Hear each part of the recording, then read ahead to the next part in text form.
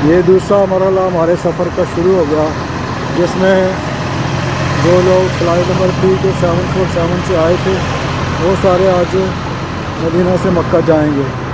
तो इस मकसद के लिए 11 बसें जो है वो मंगवाई गई हैं और यहाँ पे एक जो है वो मेला लगा हुआ है।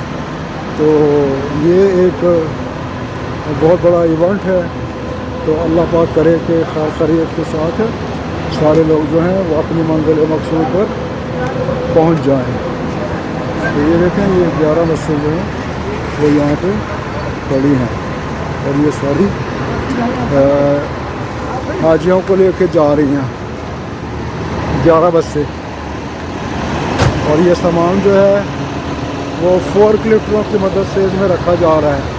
सामान भी बहुत ज़्यादा है। ये देखें,